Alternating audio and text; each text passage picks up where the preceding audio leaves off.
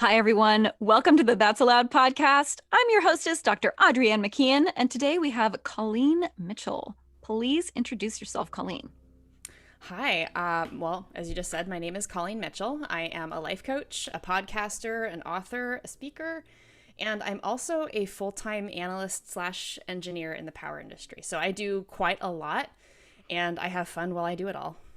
Absolutely. So what is your podcast about? My podcast is about type 1 diabetes. It's called This is Type 1, Real Life with Type 1 Diabetes, because I've had type 1 diabetes for over 25 years, since I was 2 years old. So it's basically part of my identity. And we started a podcast to help improve diabetes awareness and education for the people who don't necessarily know what the difference is between type 1 and type 2. And for those who don't, please explain. So for those who don't know, type 1 is an autoimmune condition where the pancreas does not produce any insulin at all. And type 2 is a metabolic condition where the pancreas does produce some insulin, but the body doesn't absorb it like it's supposed to. So sometimes type 2 diabetics will be on supplemental insulin.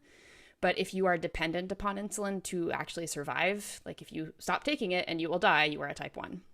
Got it. Okay. Type 1 is also incurable, and type 2 is generally reversible. Yeah, big difference. Big difference. Absolutely. So, as you know, season 4 is all about hindsight 2020. So I wanted to ask you, what was the greatest gift that the year 2020 gave you? The greatest gift that I got from 2020 was basically stepping out of my fear of being a public speaker and like into that whole world after a lifetime of absolutely hating it. So if you knew me in college, then you would have been like, you would have seen how awful I was at it, how much I hated it. I like telling the story about the last presentation that we ever gave during my my senior capstone project. So our professor told us that we were not allowed to have note cards because in the real world, people don't use note cards for their speeches, which is a lie. And so I spent several hours the night before this presentation memorizing my portion of the speech. And the next day I got up in front of everybody, and when I had to speak, I froze because memorizing it didn't help if I can't get past the fear of actually saying the words. Right. And so after that, I was just like, I hate this. I don't want to do this. I'm not a public speaker. This is terrible. This is awful. This is disgusting. I don't like public speaking. And so after that, I would avoid every single instance where I was speaking to more than just a few people in the same room. And if I had to give a presentation, I would memorize it as much as I could, and I would basically stilt through it. So I would just get through it as fast as possible, just get it over with. And I just grew to hate it so much. I would look at TED Talk speakers and like professional speakers and keynote speakers and be like, they look really comfortable doing that. I want to be able to do that. And so there was this moment when I was driving home from work in July of 2019. It's a 12-minute drive, so not very long. And I had just gotten so fed up that I decided on that drive home that I was going to offer to present at our next big company conference. And that conference happened in February of 2020. So the next day I told the conference organizer, told my boss, and I had to figure out how to write a speech and actually give a speech. And so I joined Toastmasters. Nice. And so Toastmasters, if you're not familiar with it, is this organization that is basically designed for people to improve their communication and their leadership skills. It's a safe space where people can come together to learn how to speak, how to be comfortable with speaking, to get feedback on their speeches so that they can improve and learn what to look out for. And so I started giving speeches. I gave my icebreaker speech, which is a 4 to 6 minute just introduction to yourself, just to kind of get you comfortable with speaking. And then I actually gave a practice run of this conference presentation to the group. And I got really good feedback on it. And so over the next couple months, I spent like 50 plus hours writing the speech, practicing the speech, rewriting the speech, memorizing it, rehearsing it. So by the time I actually gave this speech in February of 2020, people didn't realize that I was not a natural speaker. I spent all of this prep time not even considering what would happen after I was actually like saying the last words and walking off the stage. No thought whatsoever given to that. And so at the end of the speech that I gave was like applause. And then our vice president of safety, it was our safety conference, he walked up and he said, I didn't know we had another keynote speaker here tonight. And I Wow. was like, oh, great. You guys think I'm a actually legit thing now. And the organizers for that conference called the organizers of the next conference, which was happening 3 weeks later. And they said, you have to have Colleen speak at this conference. And so I gave the presentation again 3 weeks later to the second conference. And then when we got home from the second conference, everything shut down. So I haven't given an in-person speech since then, but I have, as of last month, given 5 internal company conference speeches or presentations, which is honestly ridiculous if you had known me when I was in college. That's so wonderful. I love that story. I'm like, my face is hurting. I'm like smiling so much over here. I believe it or not, I actually have a similar story because even though I've been, an actress since I was itty bitty, I was terrified of public speaking. And I want to just make a distinction here because a lot of people don't understand that there's a difference between acting and public speaking. When you are public speaking, you are speaking as yourself. And so it takes away this layer of protection that acting gives you. When you are acting as somebody else.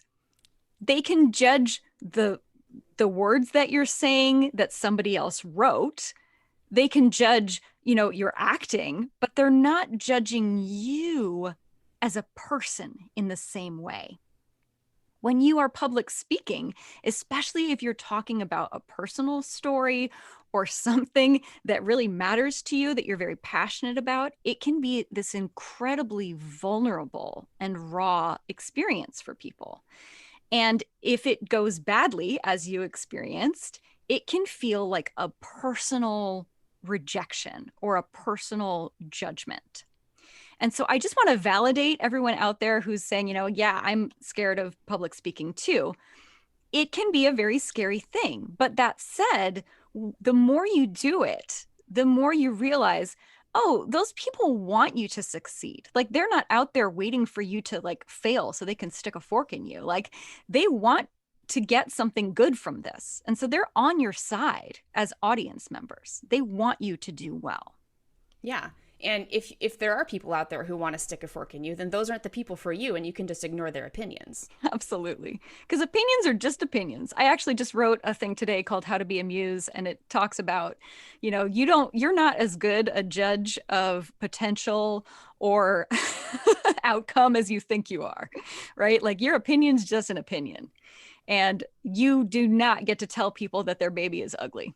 Okay. That's just not your place, nor is it your job. And it's especially not your job to do to yourself. Yeah. And going back to what you were saying about getting better with practice, Mm-hmm. your skill as a public speaker will definitely improve the more that you give speeches, but your internal emotional state will take longer to catch up. So true. That first speech I gave, I think right before I was standing on the sidelines, just like leaning against the wall, kind of pushing up on my feet. I had my shoes off. I was doing like really kind of trying to do power poses, but not letting anybody know I was doing power poses. And like my hands were clammy. And before that, I was in the bathroom like doing power poses. That stuff works, yo. Works. Not kidding. And so deep breathing. I was doing all of the things that I possibly could to keep myself as calm as possible before actually walking out on stage. And then right after the MC was like, and our next speaker is, and I was like, okay, here it is. And then I actually start walking and start talking as I'm walking. And after that point, it was just automatic. So It was all of that hype up until the point where I start walking on and start talking that's the scary part where you're just feeling all of that anxiety and that nervousness. And it does help to reframe it as excitement. And I'll do that now when I go into things. It's easier to feel excited about something because these people actually want to hear from me. And I know that now based on the response from the first one.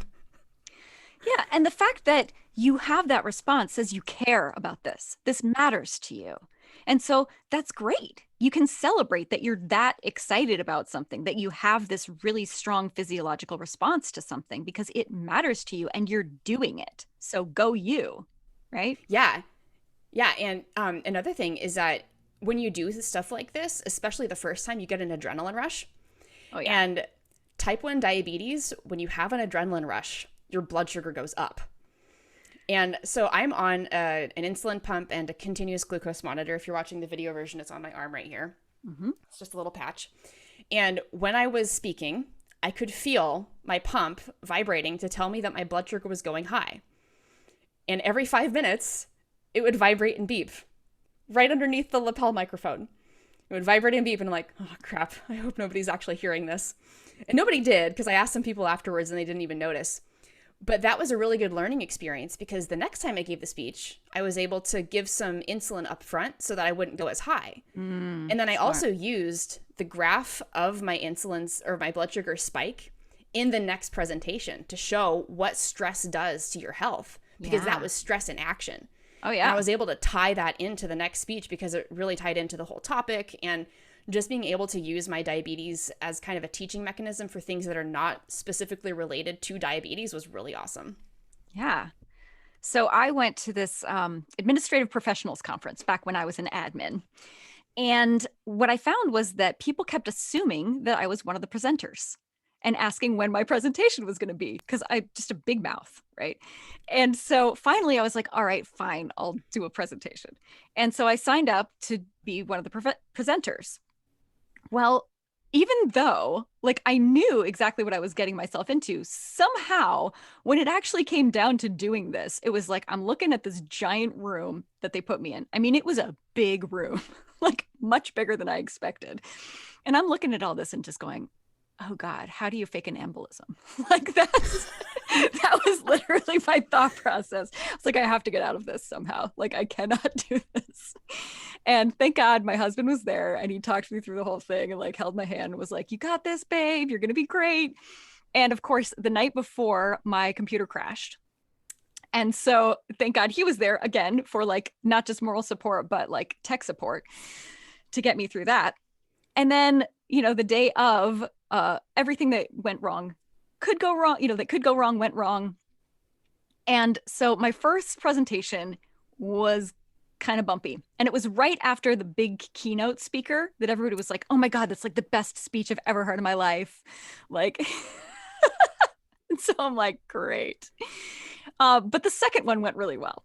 And then the third one went even better than that. And so I think it's just one of those things that, the more you do it, it's not just kind of getting over the fear or getting used to it. It's that, like you said, you see that there will always be parts of it that go better than others. But the bottom line is that people walk away with good stuff. And if you're willing to, take that adrenaline rush and take that, stress spike so that they can get the good stuff that you have for them, then it really feels like a gift. And then it becomes fun. Yeah, those high blood sugars are totally worth it, because now I have that experience of giving these speeches. And now I also have the experience of my coworkers asking me to present at other conferences and being open to when I want to present, because they know I'm going to come up with something good. That's awesome. So, what do you think is your main message to people who are listening today who might also be nervous about public speaking? Well, I was thinking about this before, that I think we need to destigmatize public speaking as something to be afraid of. Mm-hmm. Because there's that old Jerry Seinfeld joke or whatever, that more people are afraid of giving a speech at a funeral than being in the coffin. So we're more afraid of like talking to people who Yeah. are not us or not our family than we are of being dead, which is kind of ridiculous. Fascinating, And right? yeah, I mean, we need to destigmatize the fact that when we share our ideas, it's a good idea to share our ideas. Some Yeah. people are going to shut down those ideas, but those people don't matter. And when we listen to the people whose opinions are that we are stupid or dumb and we shouldn't be talking, then we're closing ourselves down from creativity, from wisdom. And when we do that, we're not shining as brightly in the world. Yeah. So if you have something to say, don't be afraid to say it because of what other people might think. I Yeah. think that's the important message here. Yeah. Everyone has a message that is important. Everyone has knowledge that is important to pass on. Everyone has a story that's worth telling. And if you live in that fear and that shame of like, oh, they're going to judge me, it's going to be, it's going to feel yucky. Like those people need to hear that story so that they We can, judge ourselves so yeah, much worse than other people will. We are our so own much. worst critics. Absolutely. Yeah. And, on that third speech that I gave, this woman came up to me afterwards and she was like, you just inspired me to quit my job and change my life. And I've stayed in touch with that woman, all these years afterwards. And she's doing great. She's out there thriving. And she's still, will write to me randomly and be like, thank you so much. Like, for that speech. It's like I gave one speech, years ago, and it's still with her. So you just never know who's that person that you're really going to like affect with something that you have to say. Yeah, you don't know who's listening. You don't know who's watching. I mean, if you go on Facebook and you do a Facebook Live, it might be scary at first and maybe nobody shows up, but maybe somebody watches that in a year and you save their life. Yeah. And you won't ever know because they probably won't tell you. But the point isn't to be getting this validation from other people in the form of clicks and likes and comments. It's just putting yourself out there and knowing that your message is meant for maybe one person, and believing that that message is reaching the right person at the right time is enough. Yeah. And sometimes that message is just for you. And that's okay too. Yeah. It's okay to just put stuff out there just because you feel like it. It doesn't have to save somebody's life to be worthwhile. Yeah. I mean, you could just inspire someone to make a better choice today. Yeah, That could mean the world to them, and you don't know. exactly. So, what do you think is the story the world isn't getting? Hmm. That's a tough question. It's my favorite question. Man, I didn't even have time to prepare for this one. Well, obviously, you think people need to know more about type 1 diabetes, or you wouldn't Oh my have gosh. a podcast about it, right? I could talk forever on type 1 diabetes. Well, let's just say, what do you think people aren't getting about it? And why does that matter to people with it? Okay, so what people aren't getting is that our medical industry has failed us when it comes to nutrition. Absolutely.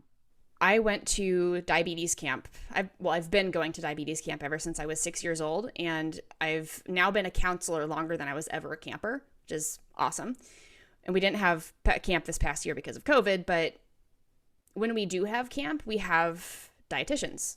And I think we might have some nutritionists, but we have dietitians, and they are required to teach that all kids with diabetes must have carbohydrates as part of their food plan. So you, as a diabetic, you are not allowed to ever give up carbs. And I am really salty about this. Yeah. Really, really salty about this because I tried for years and years to lose weight. I got up to my highest weight of 225 pounds, and I'm 5'8", so it didn't look great. I was fat, to be honest.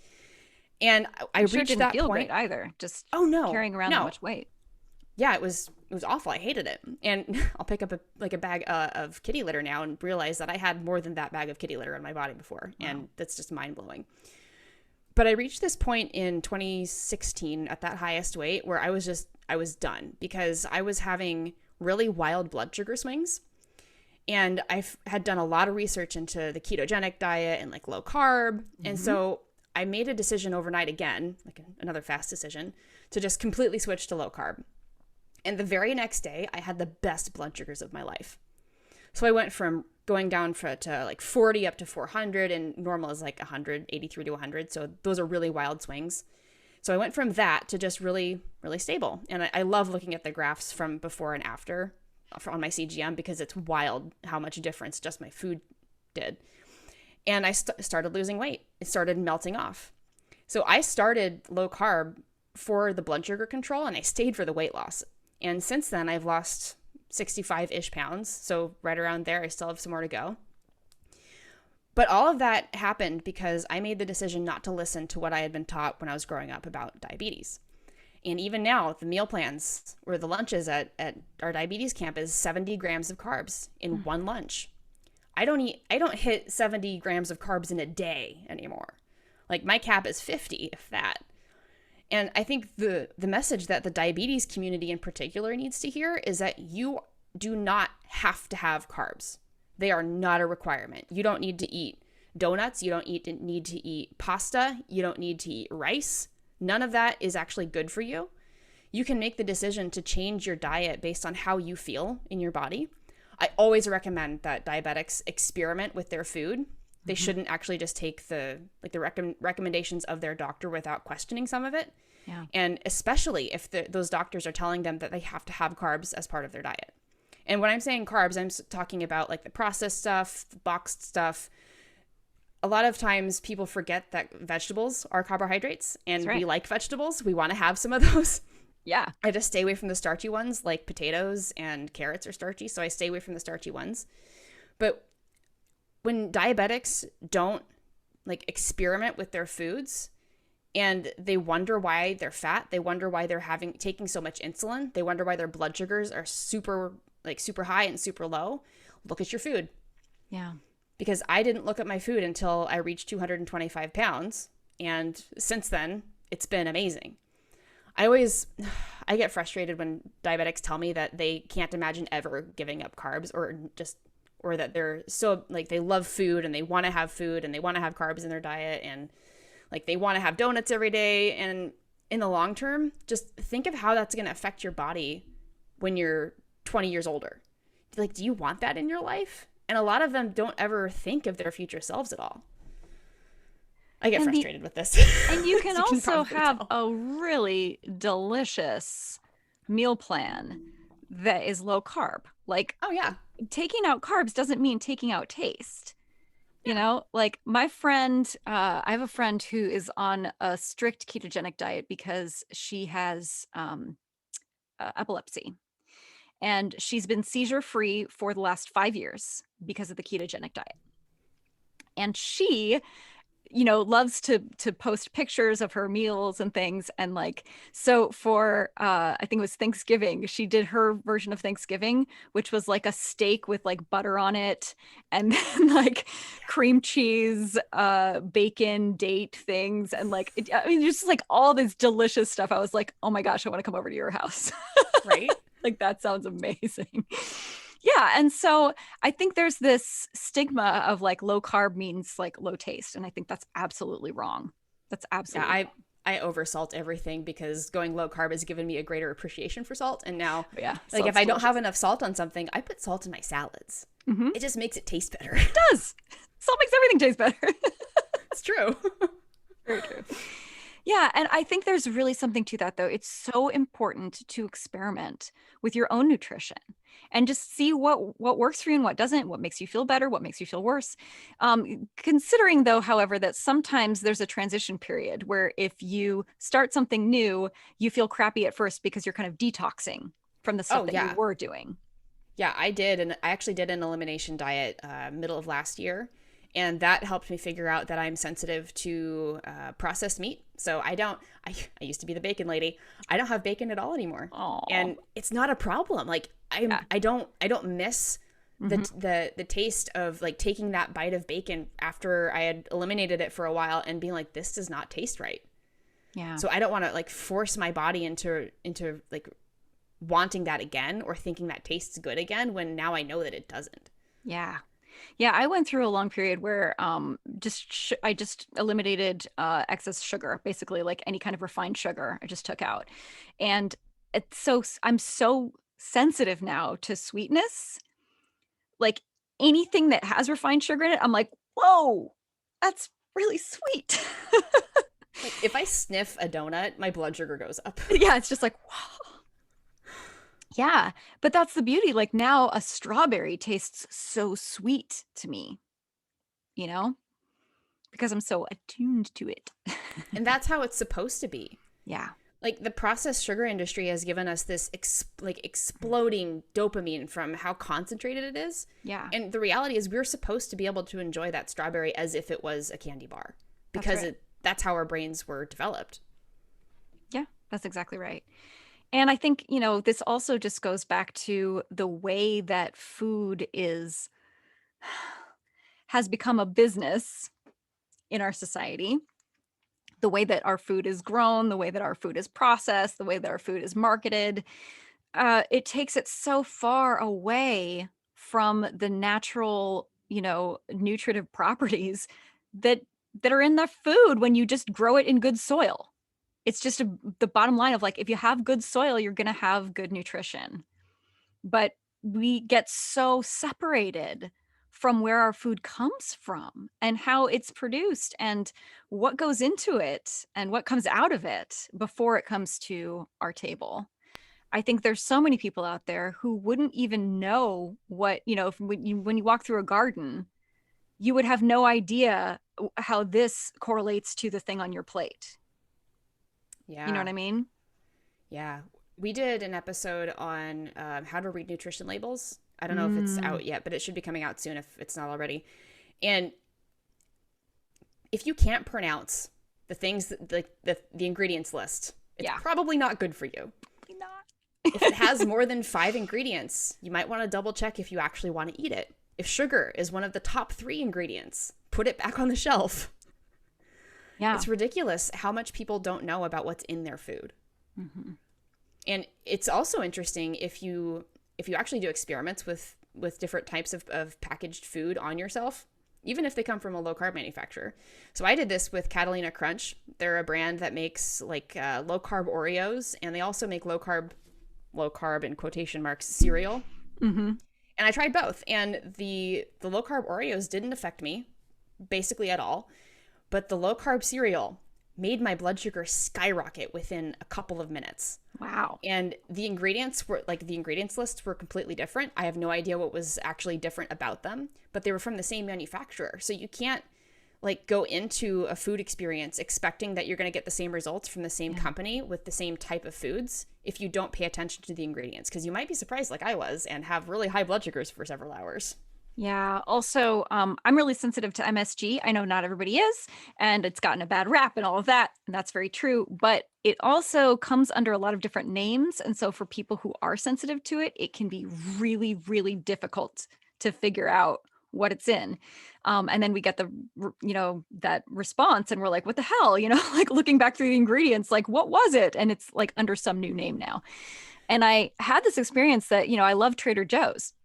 And I buy all kinds of stuff from Trader Joe's. And I had a really bad reaction one time to something that I bought from Trader Joe's that said right on the label, no MSG. And so I was like, I know it was this. Like, I didn't eat anything else. Like, it had to be that. And so I go and I look through the ingredients. And sure enough, there's something that they were calling autolyzed yeast extract. And I was like, okay, guys, that's MSG. Anyone who has a reaction to MSG, it reacts the same way as MSG. So I went to a Trader Joe's just like to say, hey guys, just so you know, like this actually does have MSG in it. And they argued with me and were like, no, it doesn't. And I was like, look, I don't want to be the jerk. I'm just here to tell you this so that if you have another problem with like, I don't want you to get sued or something, right? If someone has an even worse reaction than I do, and comes in and says, hey, this says no MSG and it has MSG in it. I just want you guys to know. And they just didn't want to hear it, like totally shut me down. I was like, okay, good luck with that. That But yeah, also raises, you really can't yeah. trust that, just because it's a known label, it's somebody that you like, it's something that, you think you can trust. You got to read those ingredients. And that brings up the other thing, which is sugar has like 50 something different Oh yeah, names. at least. At least 50 something different names. So if it doesn't say sugar on it, that does not mean that there is no sugar in there. Right. Yeah. Sneaky, sneaky, sneaky stuff. I Ugh. Yesterday it was so funny. So my husband found this packet of top ramen in the cupboard, right? And he was like, "Oh my gosh, I haven't had this stuff in so long. Like this is a great comfort food. Like I'm so excited." And then he was like looking at the ingredients list, and he was like, "I can't even read this. What does this say?" And so I started reading, the whole thing to him. And by the end, he was like, "You know what? Never mind. Just throw it away." Like, I can't believe I ever put that in my body. Uh, like I went through so much top ramen in college. Oh I yeah. ate pastaroni like straight out of the box, and now when I look back, it's like what was I doing to myself? Because I didn't Absolutely. know. Because I was taught Yeah. that like I can eat whatever I want as long as I give insulin for it. And that's Right. another thing that the diabetes community should know is that that piece of advice is really dangerous because Yeah. if you do that, you're going to feel terrible. Maybe you Right. technically could eat whatever you want as long as you give insulin for it, but that doesn't mean that you want to, Right. Just just because you based on how can you do feel something afterwards. Yeah. doesn't mean you should. Yeah, I mean, you can jump off a cliff, but Yeah, should you? it's really not recommended. You might survive, but why would you risk it? Maybe. I don't know. Oh, Depends on if you're wearing like a, what are those, the cliff jumper suits? exactly. But even that's not guaranteed. So what else have you learned about nutrition? That what works for one person is not going to work for another. Hmm. So I was thinking about this earlier that even though I recommend everybody try low carb, that doesn't mean you have to stick with it. Because if you find that it doesn't work for you, then you can find something that does. Maybe you prefer vegan or vegetarian because of how your body reacts to meat. Mm-hmm. That's fine as long as you do the experiments to figure that out. I mean, low carb itself as a thing changes definition based on who you talk to. Of course. So for me, low carb is below 50 grams. For ketogenic people, it's below 20 net grams. Mm-hmm. But it also might be less than 100 because it depends on how your body reacts to it and Yeah. what's good for you. What the recommendation is right now is for diabetics to have like over 300 grams of carbs a day. And That that seems is insane. insane. That seems It is insane. insane. And you have to think about it also like this, where the more carbs that you're eating as a diabetic, the more insulin you have to take. Yeah. And insulin is one of the most expensive drugs in the world. It's really frustrating because I think it's like $361 for a vial of 1,000 units. And a vial of 1,000 units will last you, actually, I think it's 2 to 3 vials a month for the average diabetic. And if you do the math, the insulin itself is the largest piece of how much diabetes costs if you don't have insurance. Yeah. And so there's a lot of people out there who ration their insulin because they don't have enough because it's too expensive. Yeah. And part of that, like part of the problem with insulin is if you're taking a lot, you have to look at your food. And if you're eating a lot of carbs, you're also going to be taking a lot of insulin, and that's going to be driving up your healthcare costs. Yeah, we have a I have friend. a lot of opinions. Yeah, that's great. That's great. We have a friend who's turning 100 this year who has type 2 diabetes. And, he used to come over a lot, back when people came over.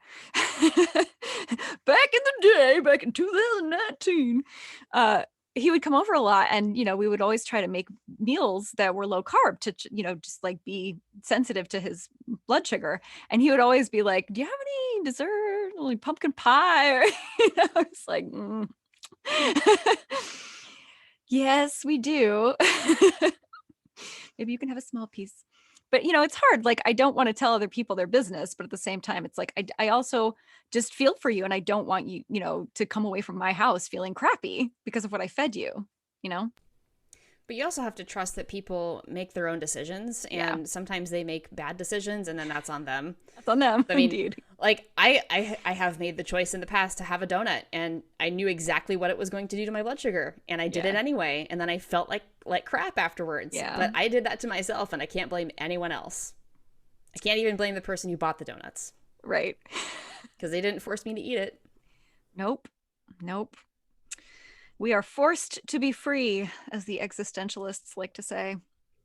Yep. That's very philosophical. You have free will whether you like it or not.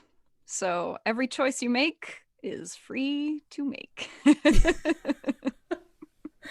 Some people don't like that. Yeah. Yeah. It's a very uncomfortable thing when you really stop to think about it. Like, whoa, every decision?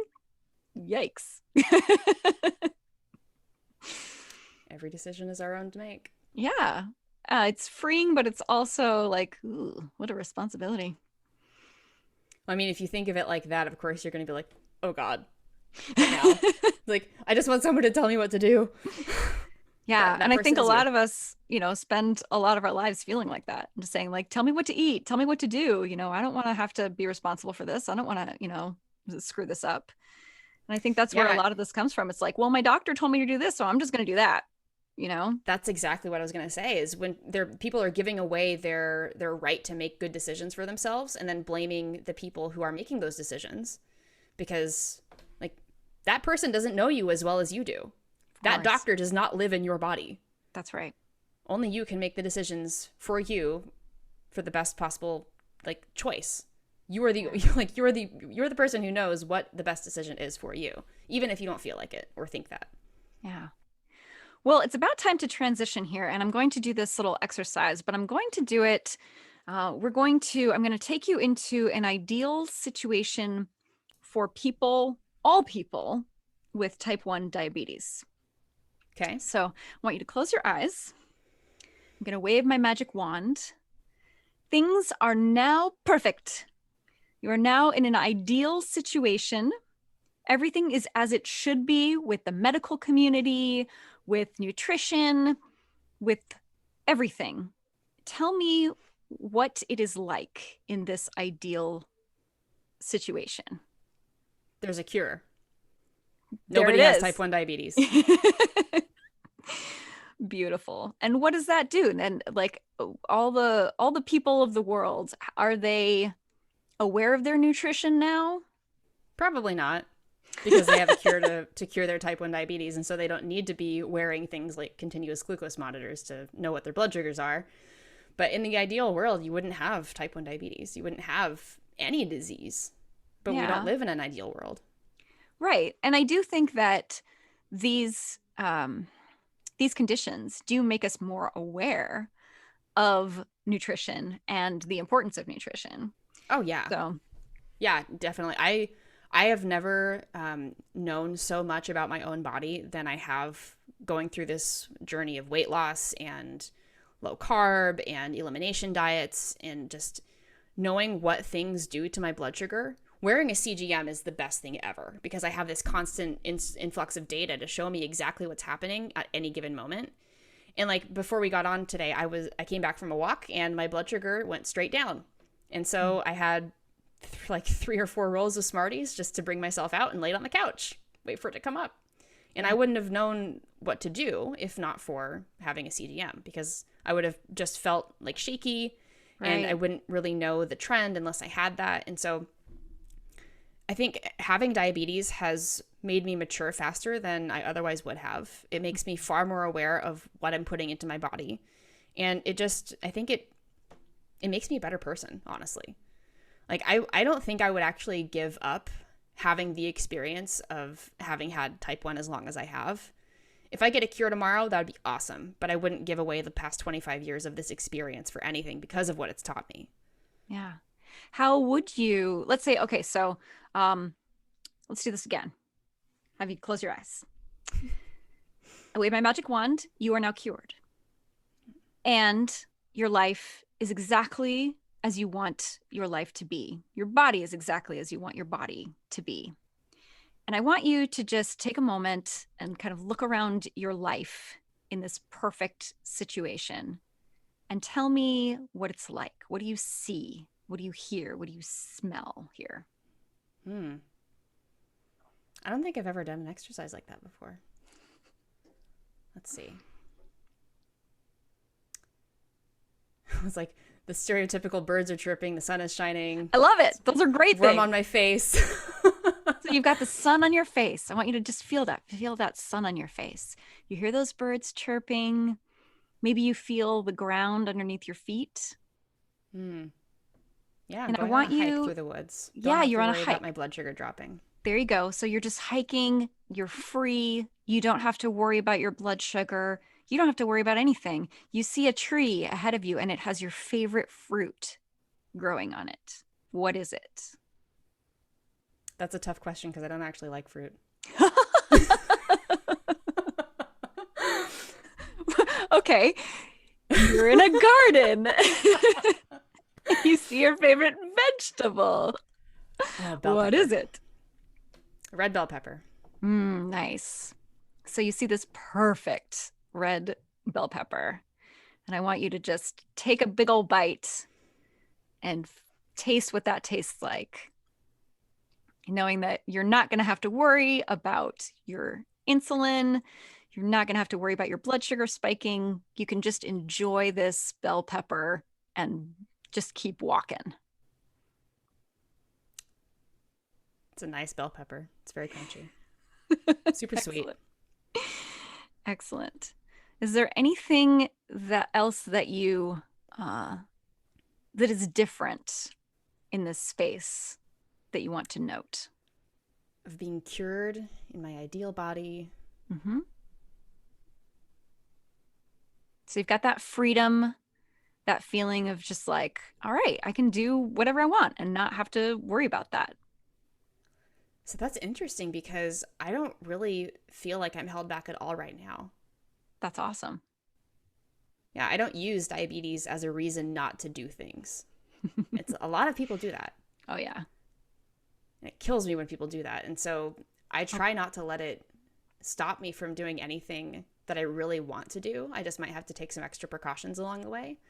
But that like that hiking example, it would be really nice to just be able to wake up in the morning and decide that I want to go drive to the hiking to the trailhead and not have to worry about my blood sugar and how many Smarties I have and how long I can go. Just nice to just get up and go. yeah. That's something I think a lot of us take for granted, just that we can just get up, walk out of the house and not think much about, do we have food with us or not? Yeah. Not everyone has that luxury, folks. Yeah. And not everyone has the luxury of having a CGM or an insulin pump Yeah. or these supplies that are typically a lot more expensive if you don't have insurance. So I Yeah. also I'm aware that I am very grateful to have these things in my life that make my life easier. Absolutely.